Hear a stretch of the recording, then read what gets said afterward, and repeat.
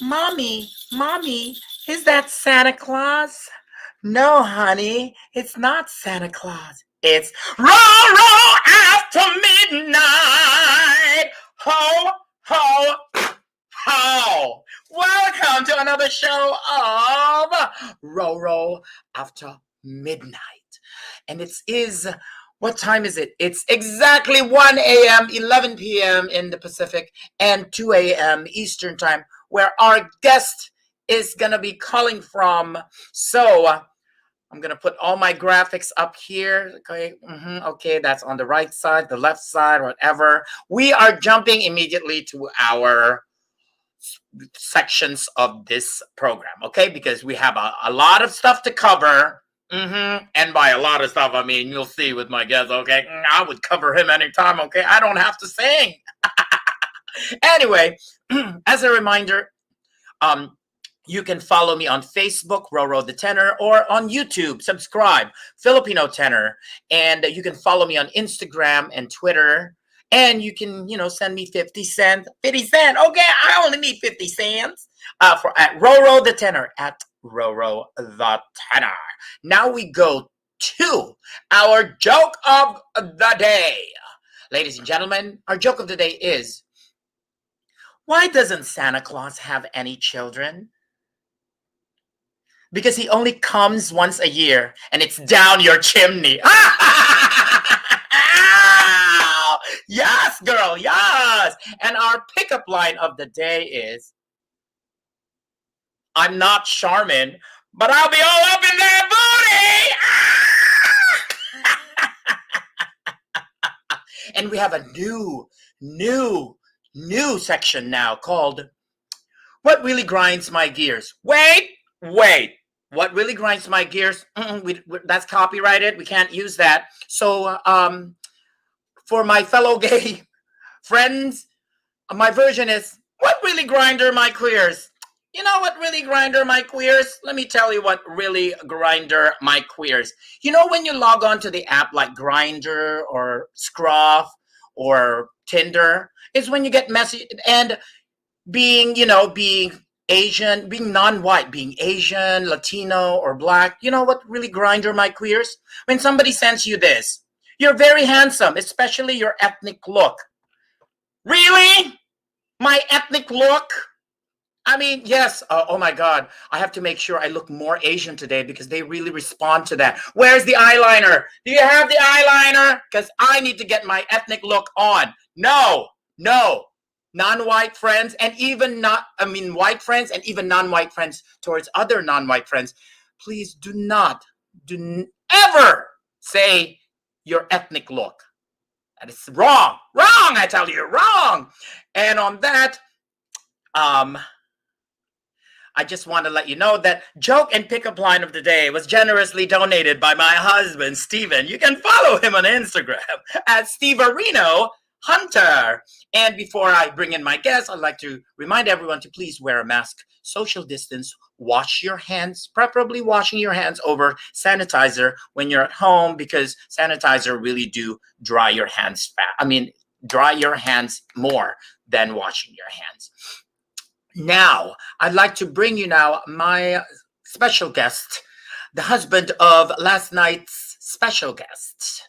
Got to change some folders here because I kind of want to sure. So, here you go. Look how pretty. Oh my God, he's so pretty. It's Michael Mays, world-renowned baritone, and he has been singing all over the world, except my world, okay? But without further ado, I will bring you now Mr. Baritone Michael May.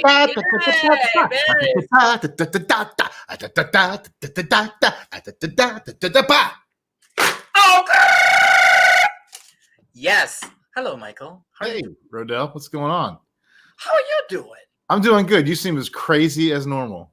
I know. So I forgot. It's like, I'm wearing my, Christmas things as lightning. That's actually for people who are interested to know. It is Pikachu. Pikachu.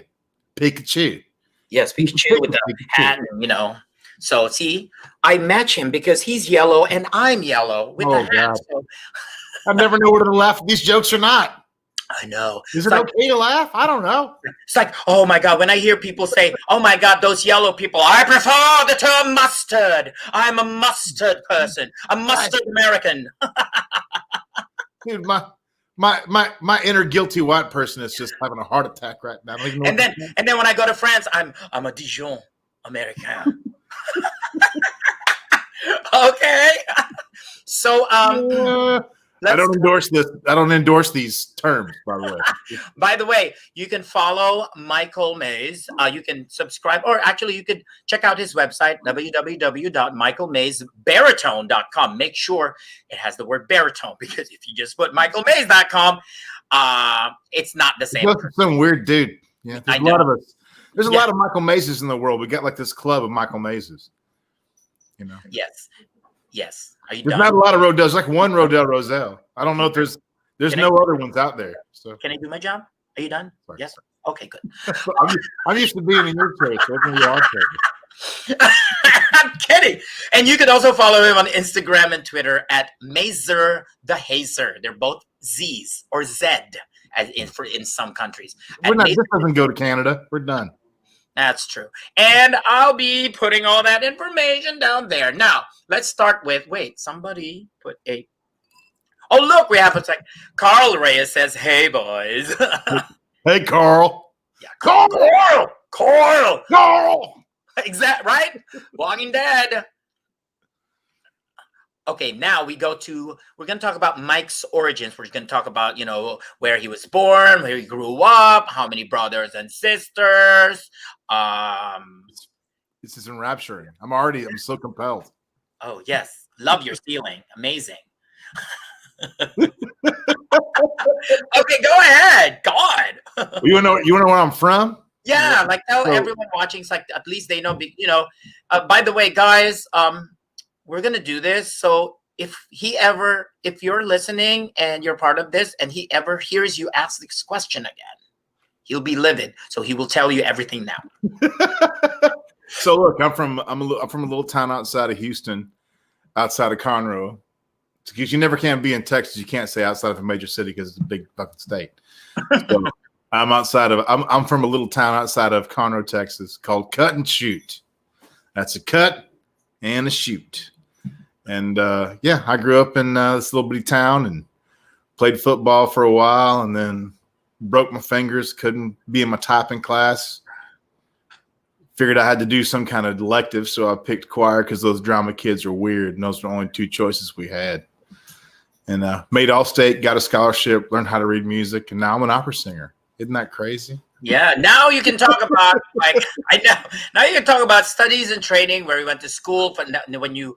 Well, I didn't know what opera was. I mean, literally growing up, I wasn't a 5-year-old in the trailer saying I want to grow up and be Pavarotti when I grow up. I wanted to be Willie Nelson or Chris Christopherson or Ray Charles or somebody like that. So You'd be a perfect Ray Charles. wouldn't that be great? I mean, I love the music. I couldn't pull off the character of the show, but I got a scholarship in high school to go study music at University of North Texas, which is a great music school. Nice. And that's where I've sort of learned about what opera was. And then I learned about all the stuff I didn't know about classical music, and thus began my entire lifetime of feeling out of place in this business. Because everybody else knew how to read music and they knew how to do all that stuff. And then, I didn't know how to do shit. I almost quit. I almost quit my freshman year. I was in the same boat. Like when I was gonna do like accounting, and then when I got into music, then I have to do all these like video classes, and then I went to UCLA. Oh my God! And I had to go to school with instrumentalists and some singers. I feel like, oh my God, why are they doing these dictations so fast? I'm like, this is not easy. Dude, I walked in. I went from not being able to read music to going to the top choir at the University of North Texas, which is a great music school. And one of the first pieces that he threw out in front of us was this 20th century piece in choir that was like handwritten. So I couldn't even read regular music, not much less the chicken scratch these composers were writing out back in the 90s before Finale, right? That's so true. I was like, I wanted to quit because I thought I was over my head, but my choir director sort of encouraged me. Mel Ivey, to all my North Texas folks, he was like, Little shout out. he's like, oh, Mike, you'll figure it out. Just take your time. And so I ended up staying in. I went to University of North Texas. When I was at University of North Texas, it's a crazy special time because when I was there, in the years around when I was there, the singers were Jesus Garcia, LaTanya Moore, Scott Scully, Anissa Hartline, Lauren McNeese, Dana Beth Miller. We all went to the same undergrad almost at the same time. Oh my It was God. really incredible. Alyssa Anderson, it's a lot of folks there. That's amazing. Amazing. So I went through undergrad and then went to grad school at CCM. It's the same shit. It's the same wherever you go. So I met Michael, not officially or not formally, but I met him in Chicago. So how did you get from how did you get from where you went to school, to Chicago? Because it's a totally different. Well, I got married to somebody who got into the Chicago program. Yeah, So I know. I ended up in Chicago. I was married to my college sweetheart, who ended up getting into the lyric program, and I followed her up there. So that was kind of the place to be at that time. Mm-hmm.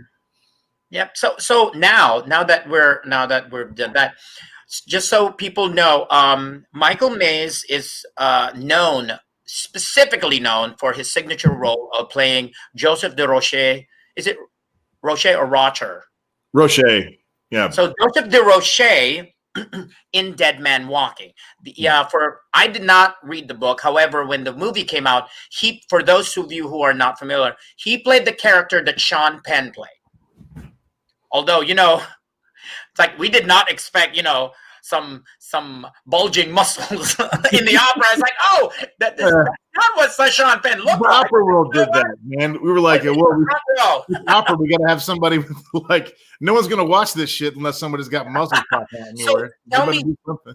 Yeah, so when you moved to Chicago and then living there before, give me like a good, like at least a good background of how your life was before you hit that. I know you've been like singing other roles and stuff, but before you hit that huge break of portraying Joseph de Rocher in Dead Man Walking, tell us about that. Well, I tell you, I mean, the way things worked out for me was, I didn't ever really understand what the fuck was a big deal about opera. I really didn't. The first time I ever encountered opera was in undergrad, and I got free tickets to go see Samson and Delilah. And I just couldn't understand what the hell the big deal was. It was just big people moving slow, singing loud. And it was just, I don't get it. And it wasn't until I started doing things that were a little bit closer to my own experience, like Margaret Garner by Richard Danielpour, or Street Scene by Kurt Weill. It's when I started actually doing pieces that were in my own language and understanding sort of how to communicate my own language before I. So you could connect more. I mean, even though your voice during that time, even though I played the part all the way through. Exactly. I was going to do what I was going to do. I was going to sing what I could sing to get paid. And but I really didn't understand what the fuck I was doing until I was about my mid-30s. You talent-wise, you can vocally sing those parts, but there was a connection that was missing in a way, like probably subconscious, that when you start doing the contemporary works, then and also singing in native language, which is English, it was easier to connect for you. Yeah, I mean, I did all the things. I did all the, Marcellos and Don Giovanni's and Counts and all that stuff. I did all that stuff. That was kind of, I mean, I was a lyric baritone into my mid-30s. So I did everything that lyric baritone. There's my wife. There she goes. I did all that stuff. Barbara Seville did a ton of that stuff. I really enjoyed those things. And, I didn't have a rocket ship trajectory for my career. I had a hockey stick trajectory. So all throughout my 20s and all throughout basically the first part of my 30s, I was pretty much disregarded in the business. No one really paid me attention. My agent saw something in 2004 when she signed me, but there was, I had to really fight for a place, And whereas a lot of people get their training by going to some of these programs and covering and sort of figuring out how the business works that way. It was For me, I did lead roles at small companies all throughout regional America, and that's where I was trained. I think I understand what you mean about, there are people who figure it out. Like, I was talking to Meg, and I mention this every time, even though my voice can vocally sing all these leading roles, the practicality of the business is I have to go with what my teacher said. You look the part of a supporting role, and you have all these other talents. You should concentrate on that. So when I went to the program, I already knew as I was going to be. But for you, it was like, oh, I could do this and that. There's always this limbo kind of like, okay, what do I do? So now I always wanted things to be more like theater. Yeah. When I was in Chicago, when I was working there, I was in the student touring ensemble, which is probably the best touring ensemble you want to be a part of, because it was a union contract. Wow. So we had dressers and all that. It was a great. I've done a lot of those student tours, and most of them were fucking terrible, to be honest. I mean, it felt like some sort of like penance I was having to do. But at Chicago, it was great. I had great coaching. I had a director. Yes, that is one thing. That is one thing about being involved in Chicago is there are resources where even though you're only doing the neighborhood, you work with the same coaches that would work with the and artists. It's a union house, so you get all the same union protection. Exactly. You're not running your ass all over the place, working your ass 10, 12 hours a day. You're doing 6 and 6 just like everybody else is. Yeah. So now that we are now going to talk all about the dead man walking. Tell me about, because I know that there are people who have done it before you. I researched it. It's like there was a premiere, and then I remember I saw Dead Man Walking in 2008 in Houston Grand Opera with Joyce DiDonato and Philip Cutlip. Yeah. And he has done as well. But for the life of me, I know that at some point when you started doing it, you were consistently the main person who done it. Well, so let me tell you how I got the role. Yeah. Because, Bob Orth is a tremendous influence on my career. God rest his soul. He's one of the strongest influences that I ever had, as far as examples of who I wanted to be in this world.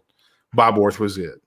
The man he was always an actor first. Everything came from the storytelling, and it was honest and true and good and real. And when I was at Cincinnati Opera, working I was doing the prison guard in Dead Man Walk. I think it was 2002. And it was me and Andy Wilkowski. Frederica von Stade was playing the mother. John Packard was singing Joseph. And Bob Orth was singing the father of one of the victims.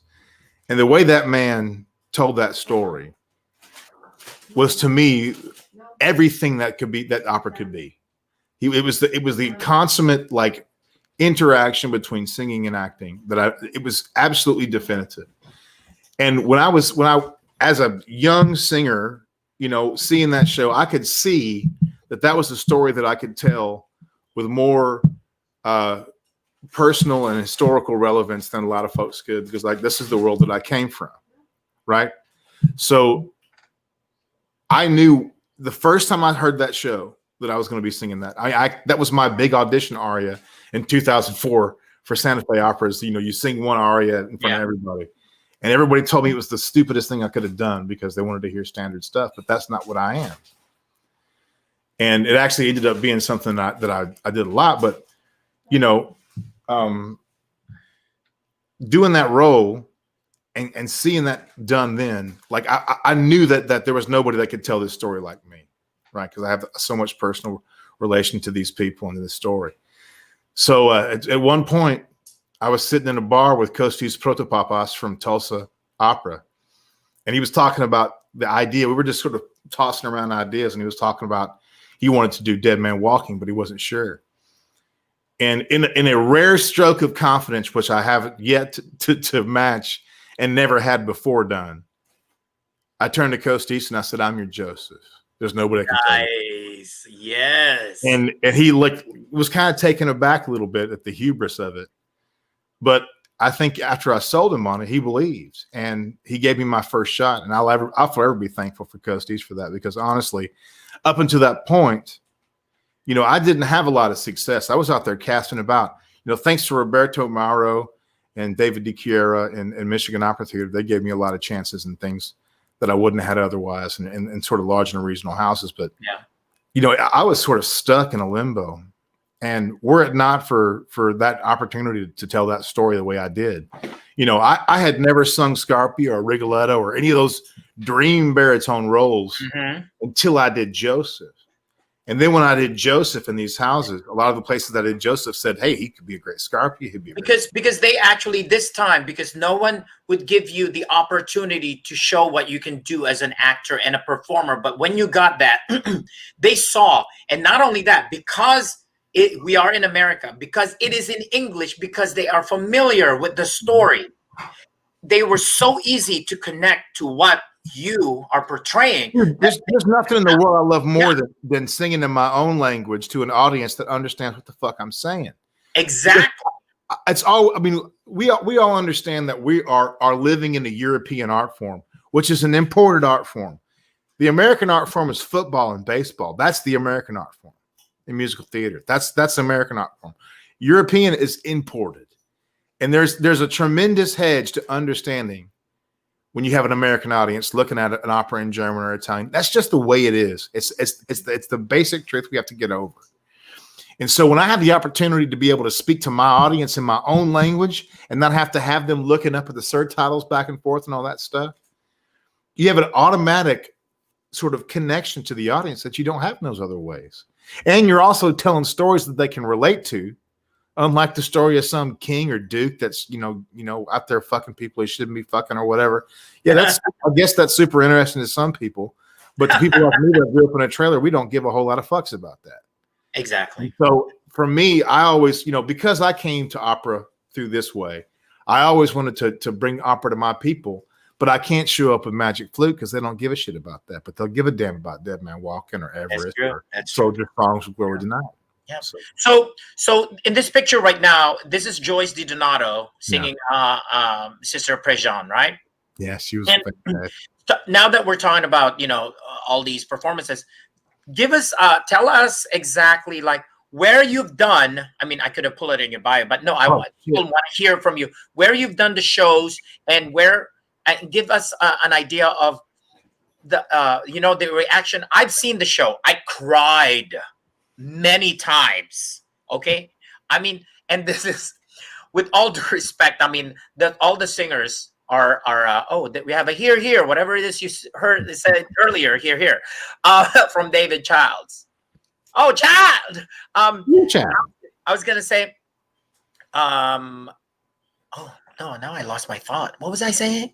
You're asking me about where I did the show. Yes. So I was watching it. The only thing that in the opera that kind of like was the dialogue between the nuns was the only part of that for me personally. It was beautifully sung, but the placement of it, that was the only thing.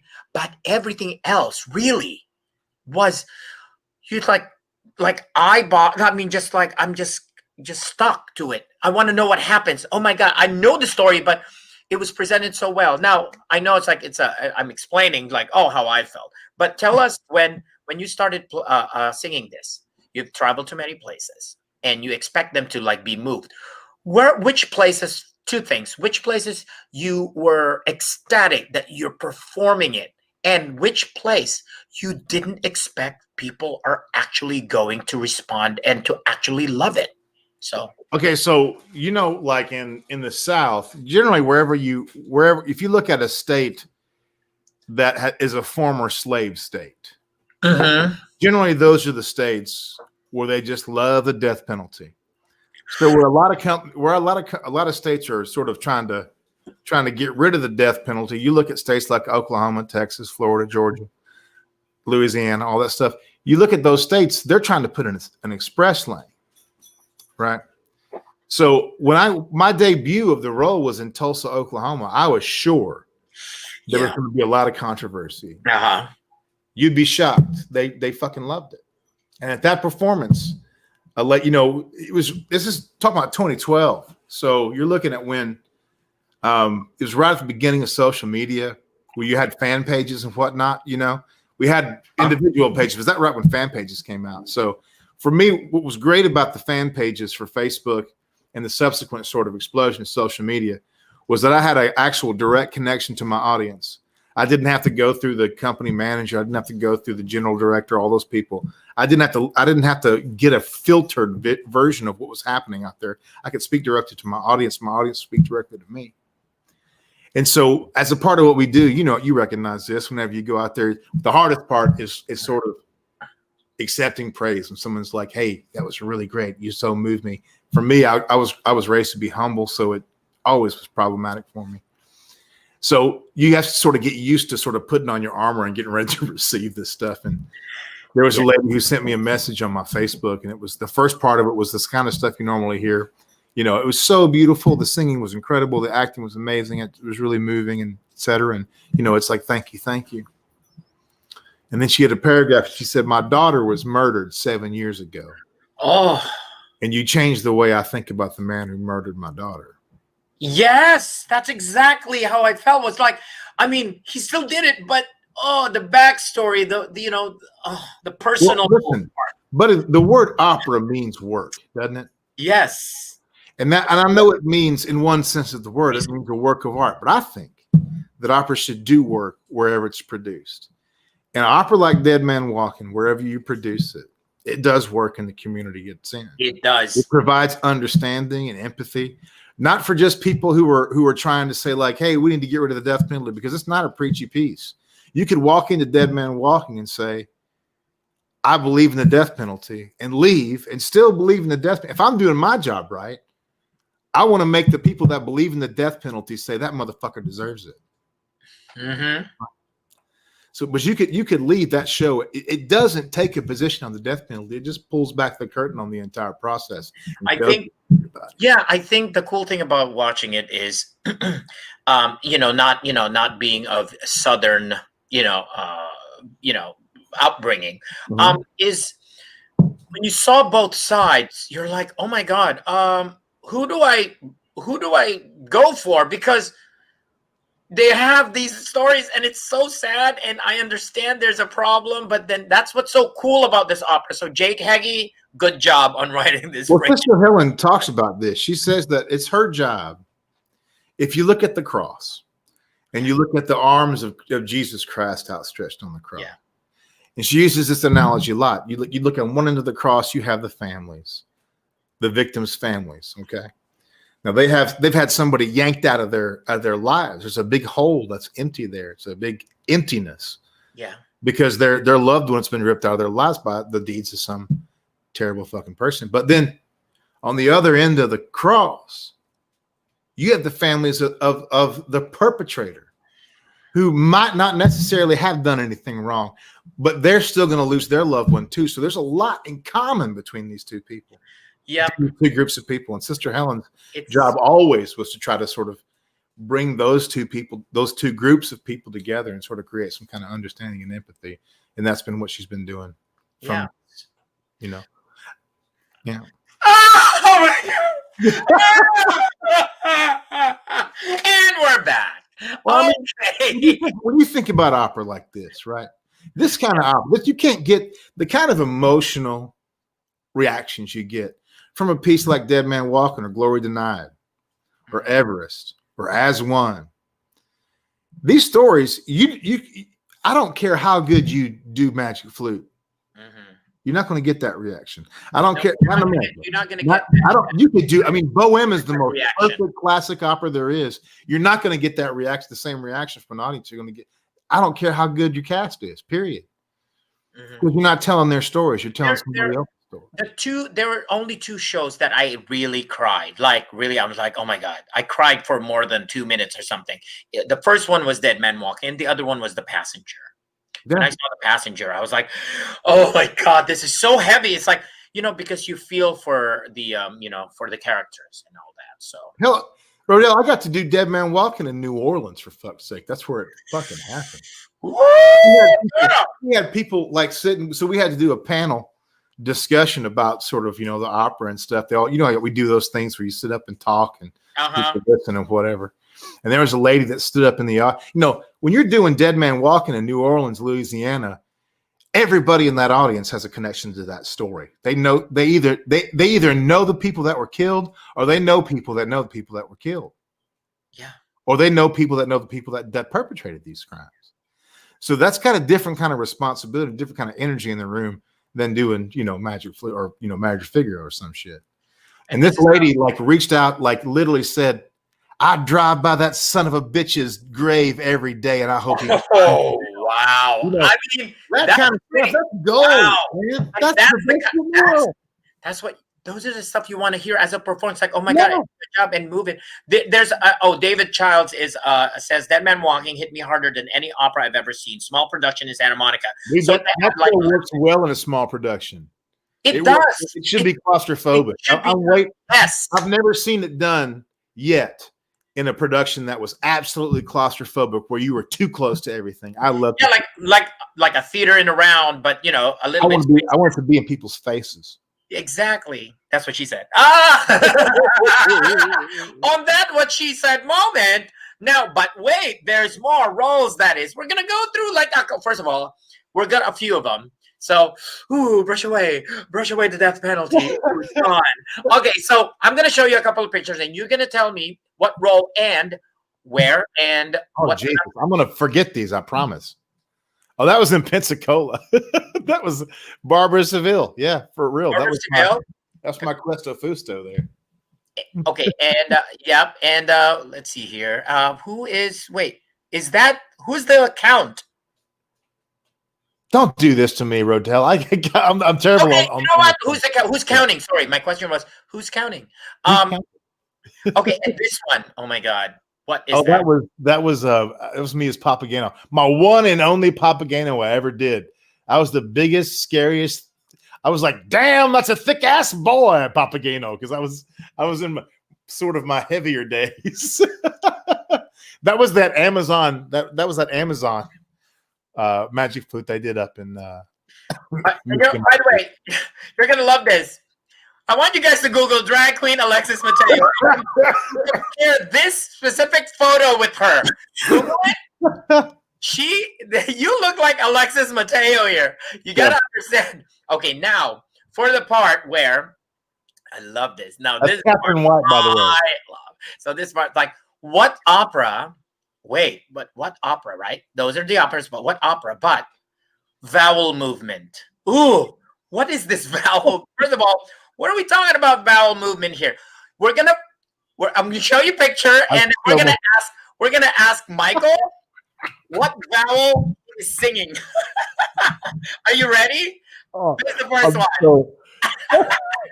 Do you remember what? I mean, I don't know, but it looks like an E vowel. I didn't know Barbara Seville was in German. That was a long time ago. My technique was fucked up back then. First of all, there's no E in Barbara Seville. Second, this one. Oh, that was no vowel. It was just being scary. Like, I was giving Seth Carrico the business in Lysistrata in Fort Worth on that one. This is the flat vowel and short for flatulence. So this. What about that? Oh my God, that was. You really like rounding your lips a lot, don't you? Yeah, that might have been Come un ape. That's what that is. That's what's Cinderella. Yeah. And then this one. I know these what is that vowel? Well, that's Glory Denied, so it could be anything, right? That's from the fucking catalog aria in Glory Denied, which is one of the hardest things I've ever had to learn because there's a tremendous amount of text, and Tom Chiapullo loves to change meters about every 4 bars. Okay. And then this one, of course, I mean, it could be an but this one. Oh yeah. What's that vowel? I feel like playing Pokemon. What's that vowel? My tongue is really in a ball. That's really terrible. I'm glad I don't. I think I've moved past that. That's from a while. You placidize your This Florida right there. yeah. This is the placidizing of your Really? tongue. That's a Tosca in Central City. That's Tosca. Now for the special part, here is a short shirtless gallery. Right. He's gonna meet me right here in 2020, and then he's gonna tell you guys where he sang, what it is, and where he sang it. Okay, the first one is. Are you ready? This is depressing because I used to be in such great shape. But you know what? It's a good thing you're wearing all that clothes right now. Exactly right. I'm covering it all up. That's Dead Man Walking in Central City for sure. Because we did the 1488, which is a white supremacist. Code. I didn't even notice that 1488. I thought that was just like, that was where I thought it was, like in plastic surgery, they mark it. It's like, yeah, we need to take that fat out and we're going to suck it out. That's what I thought it was. You can't see it, but on my right arm, there's like a ton of swastikas on that sucker. Oh my God. All around those swastikas was my mother's name, Gloria. That was big bold letters. And then this one, what is this? Oh, you're not seeing the rest of it because I'm standing over top of Bob. Oh, is it longer than that? What? Yeah, I'm actually straddling Bob Orth. This is the second half of Out of Darkness, which was For a Look or a Touch, which is a story of a gay couple during the Holocaust who were split up by the Nazi regime. Oh my God! Where's the full photo? We want to see the whole strap. Oh yeah, I'm on top. I'm on top of Bob right there. So now this is the next one. That show was one of the best. Was one of the most intense and most perfect experiences I've ever had on a stage with another actor. There's nobody that I've ever worked with that I've had such nonverbal and perfect communication with than Bob Orth. It was a kind of moment. All right, now this one. Oh, that was me at my skinniest. That was Don Giovanni at Des Moines. That's skinny? I'm kidding. Yeah. Well, it's skinny for me, dude. I'm about 240 right now, so that's a 195. That's a lot. That's not a lot of weight for this boy. Yeah. So this is Don Giovanni, right? Yeah, leather pants and all. So is this the beginning of the opera? That's coming out of Donna Anna's chambers. Oh my God! Slaying the father. Yeah, this is coming out of the the pre-SVU beginning of the episode. It's like, oh hell, call that.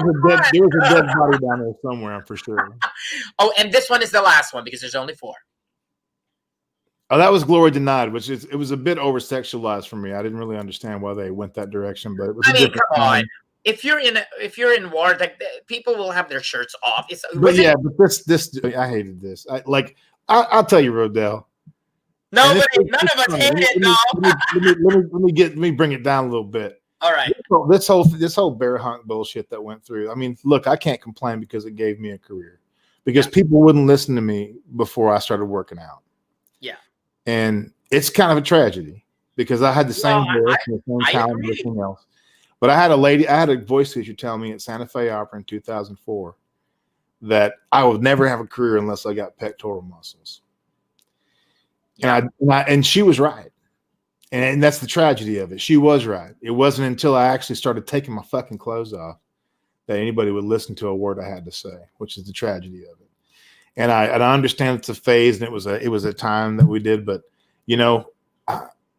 I'm actually really happy that we're in 2020 now, and we've sort of moved through that phase. Yeah. We're not constantly focusing on whether somebody looks like a goddamn underwear model in roles where it doesn't matter when you don't need it. Now, now there's so much body positivity, and then it's really nice to see that back on stage too. When you were saying about, you need to get pecs, and to quote something from Will and Grace, no pecs, no sex. Yeah, dude. Look, my body today is in terrible shape, not because I'm out of shape, because of the years that I was quote unquote in shape. Yeah. Because I had to work my ass off. And I was broke, man. I didn't, all these guys that have personal trainers and all that bullshit, I didn't have that.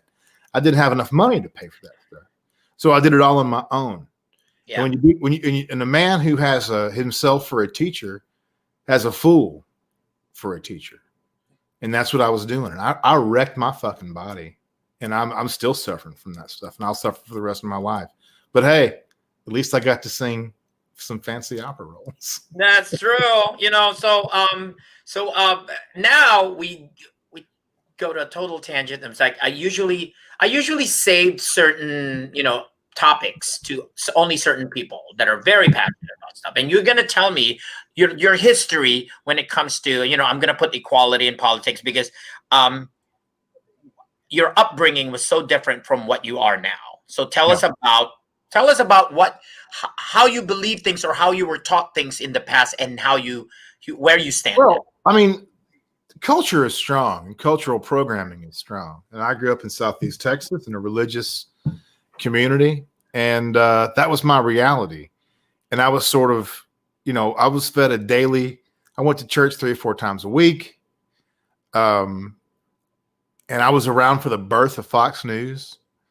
Wow. Which for me was like the most wonderful thing at the time, because we would finally, be able to provide an alternative to the mainstream media and all their fake news and whatever. I mean, all this stuff that we're talking about today is literally 20 years old. I mean, it started in the 90s, and I was basically brainwashed from high school on through.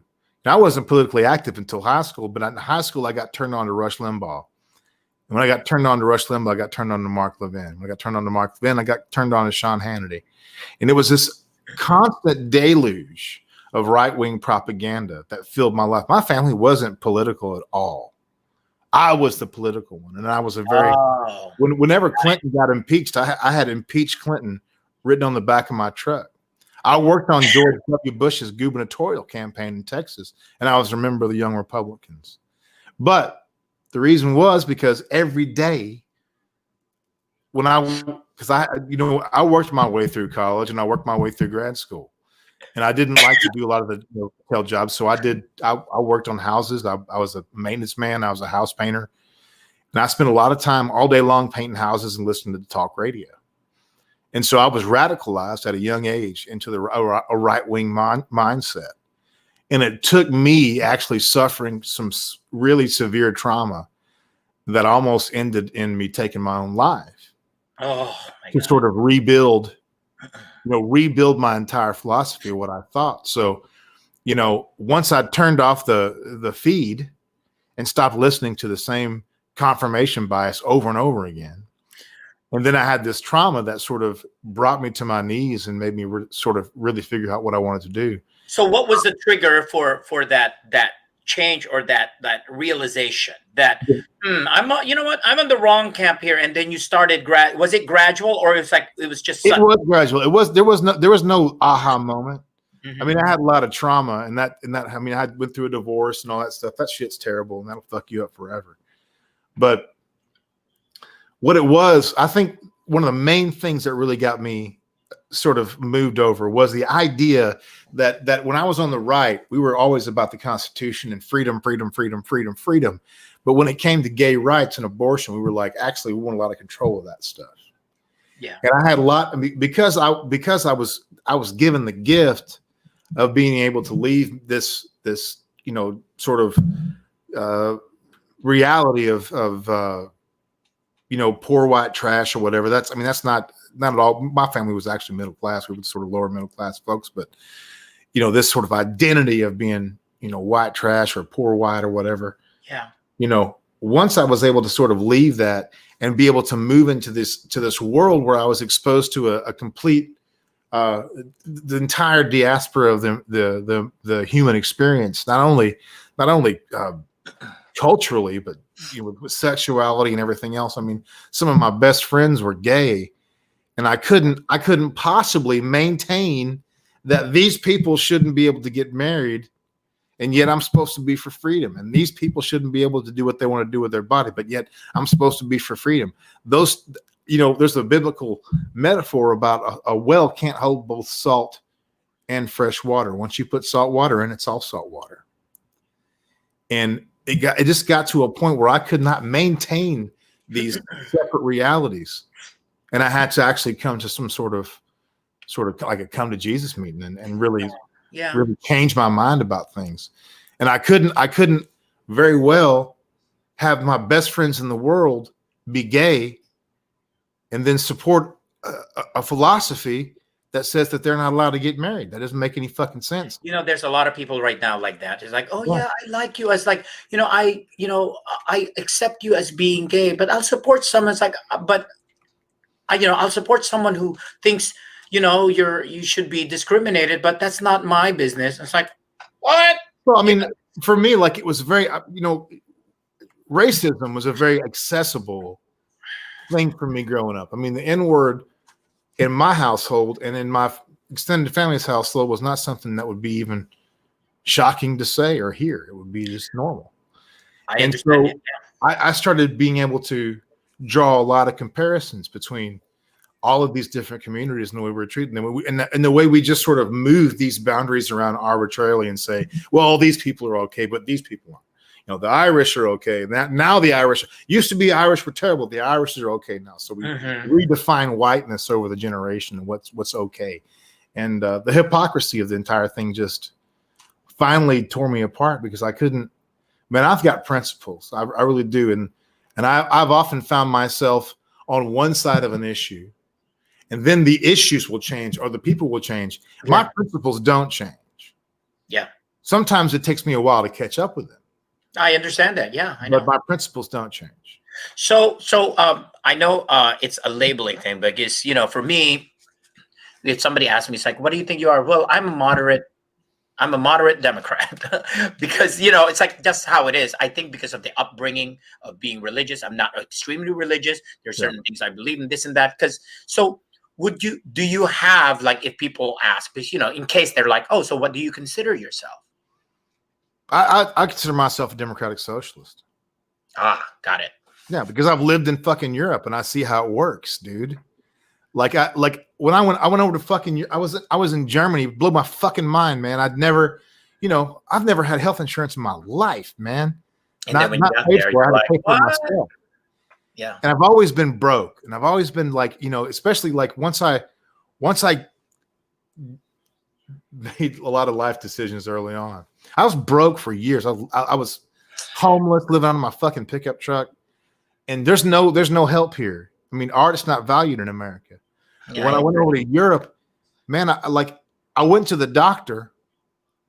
I had a really nasty cough, and I had this travel insurance, and I went over there and I said, I've got this insurance card. She's like, I'm so sorry, Mr. Mays. This insurance card's not going to work. You're going to have to pay the full price of the bill and then claim it later on your insurance. And I was ready for a $500, $400, $600 bill. It was like $60. Yeah. And so and that's one of the things I noticed when I started working in Europe. The baseline anxiety of your average person is just lower there because the wolf is not constantly out the door. Every person that you encounter in the street isn't afraid that they're going to step on a rusty nail. It's going to cost them $20,000. And that's one of the, every time I sort of go over there or the longer I live, the more I understand about people, the further left I go, because I feel like cooperation and collaboration are much more indicative of the human condition than competition. Yeah. So now, after that very, very deep stuff, this is not funny at all. It's good. It's like there's a joke there somehow. It's like, we'll figure it out, dissect it, and then give it to you tomorrow. Now, I want to know, like, what people want to know. What passion do you have outside of opera, outside of singing? Actually, no. I know it's like, if we have time, I know you were part. Did you have your own band, or was it like you with other people?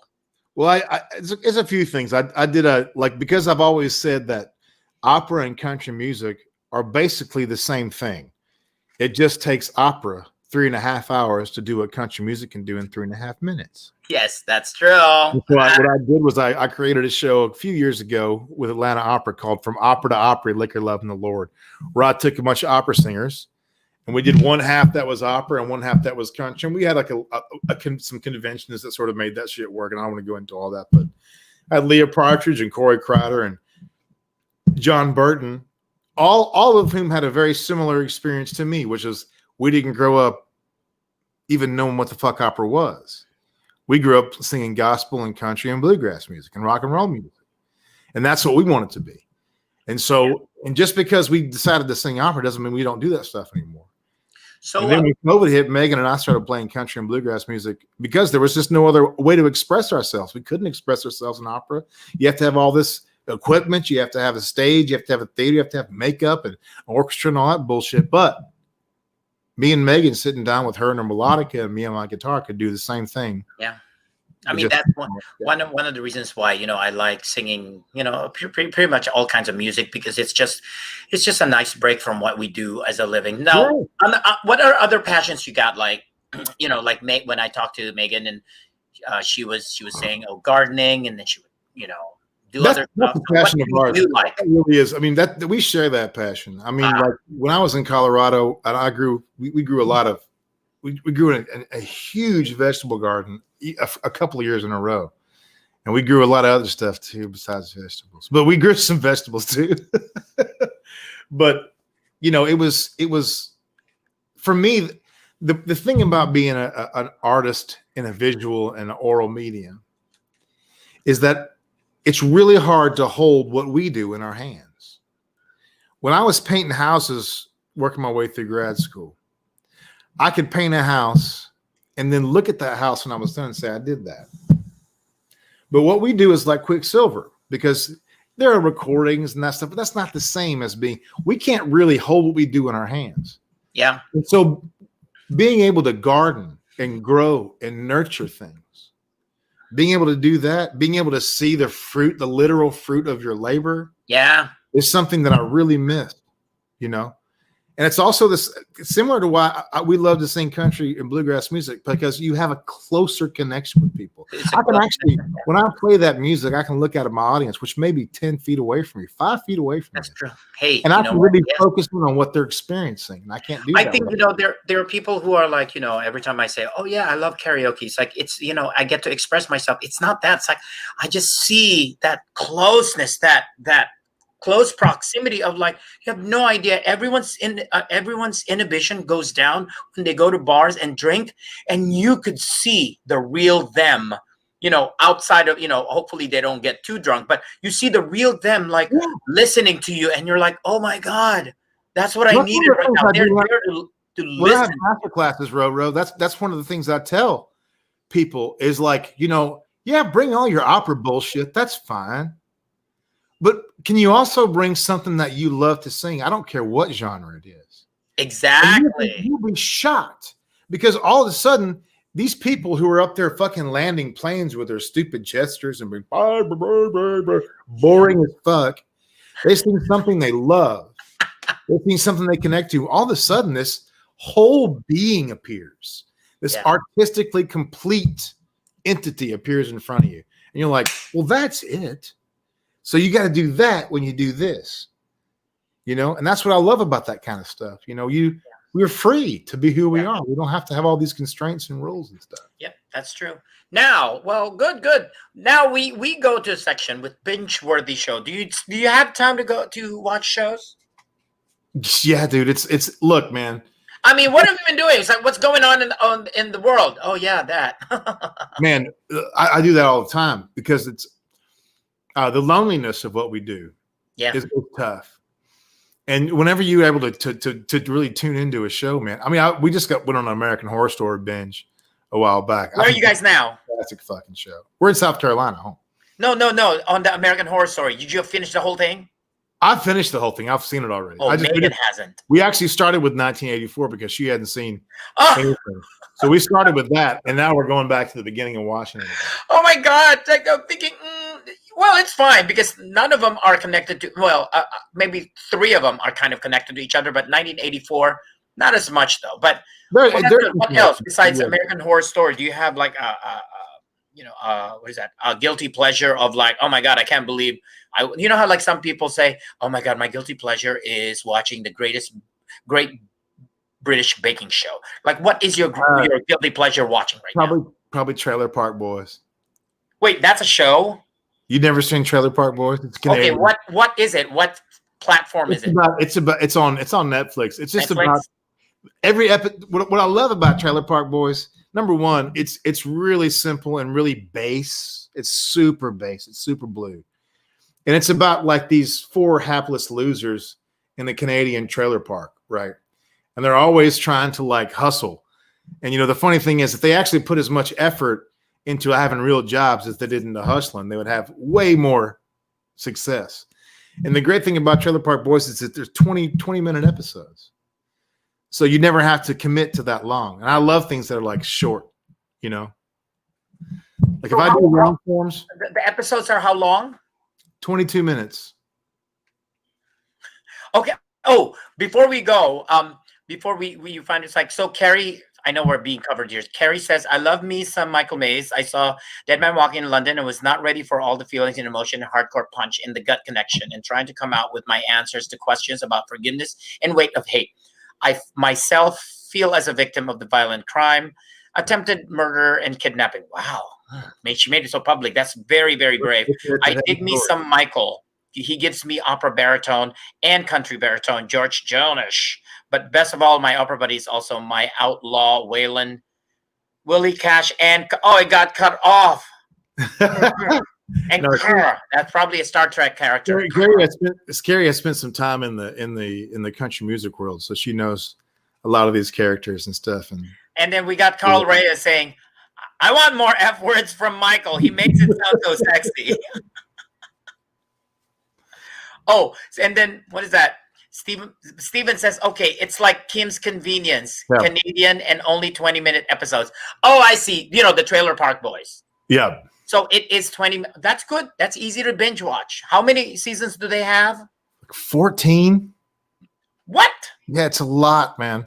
I mean, look, it's not something. It's not. You're not going to find deep meaning in this stuff. It's just no. But Steven loves Tiger King. Yeah. So is he going to like this? King. It's like it's a little bit like Tiger King if it was a little more scripted. But so Trailer Park Boys really isn't scripted at all. Oh no, it's totally scripted. Yeah. Oh, it's totally scripted. I see. But no, okay, so that's good. I mean, what I love more than anything, like I love video stuff. It's fine, but like I like podcasts, and so like for me, like the Skeptic's Guide to the Universe or Hardcore History by Dan Carlin. Things like that. Really, I mean, for me, I like the long forms. I use them when I take long drives and stuff. So it's really enjoyable to like go into the pond for 6 hours. It's fucking awesome. When I grew up in the Philippines and we learned American humor watching TV because it's hard to learn about humor just by listening because you really want to get that. That expression from faces. So that's one of the reasons why, for me, I even wrote about it in college about, you have, how like you have to write an essay where you either have to disagree or agree on a subject. And one of the subject was the TV is a boob tube. And then I had to disagree because of my experience learning everything from watching TV. So I had to go that path. So at least they know, oh, okay, that's a perspective of someone who really didn't grow up like here in America, where TV is mostly about entertainment. Listen, you can use any of these tools in any way you want to use them, and because I've like, I'm trying to get out there and find out where the blue water is for opera in the world. Yeah. And I was out there early with the Facebook fan pages and the social media and all that stuff, but it's sort of kind of washed out right now. What the newest thing right now is TikTok, right? Yes. And TikTok is a tool. You can literally indulge your worst passions or most negative things. Or when you start liking things that are more positive or interesting or more educational, man, I've got all these things that now I'm learning things. I'm actually using that in a positive way to learn. Yeah, there's still trash on there. Come on, you got to have your candy bars every once in a while. It's like because I'm into the skeptics movement with the capital S, which is evidence-based science, no belief without evidence, right? There's a Yes. lot of cool things that you pick up on there, and you can pick up woodworking tools, tips, and I think that's dogs, where Stephen this is, kind of things like that. Yeah. So Stephen has that outlook of like the skeptic TV is until, the devil. Yeah. Television is the devil. It's the devil's workshop. Well, not really. It just depends on how you use it. And you used it for education, and we can use all these things for education. Yeah. So anyway, so now that we've come, thank you. First of all, thank you for coming to my show, and gracing us with your presence. And before I let you go, I think it's only fair. Well, I don't know. Before you go, I want you to, I always ask the audience, I always ask my guests now to, like, send out, whatever message you want with whatever topic you want to send as a final message to our viewers, and take it away. Well, I think that one of the things that I've noticed right now is that we're trying to always fight. We want to fight everything. And I'm a fighter. I like to fight. I like to dig in and really throw punches. And what I've learned, especially from being married to one of the most incredible women in the world, is that you can get a lot more done by collaboration and working together with people than you can by punching them in the face.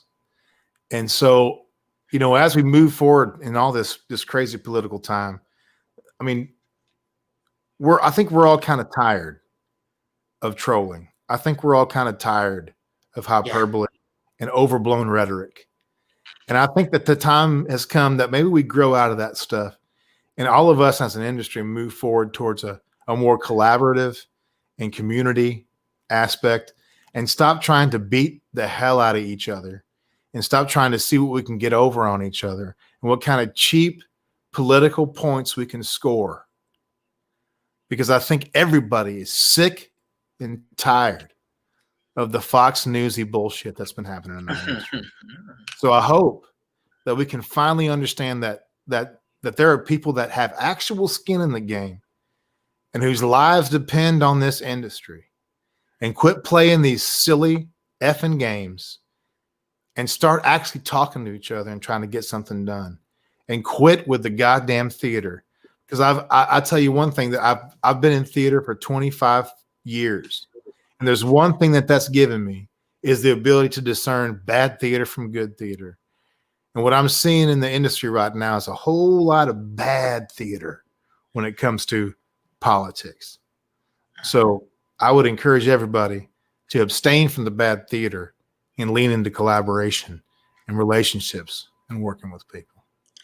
Ladies and gentlemen, Michael Mays. Again, you can follow him on www.michaelmaysbaritone.com and follow him on Twitter and Instagram at Mazer the Hazer. Thank you, Michael. And I will see you later. I'm going to go put it in the back burner so I can say goodbye to you off stage. Okay, thank you. Say goodbye. Adios, amigos. And now that it's back to me. Again, you are watching Ram Roro After Midnight, and you can follow me at on Instagram and Twitter at Roro the Tenor, and you can subscribe to YouTube Filipino Tenor, and I'm on Facebook at Roro the Tenor. And I always say goodbye during this time. I like to say goodbye by singing a little ditty. The sun has gone to bed, and so must I. Goodbye, goodbye, goodbye, goodbye.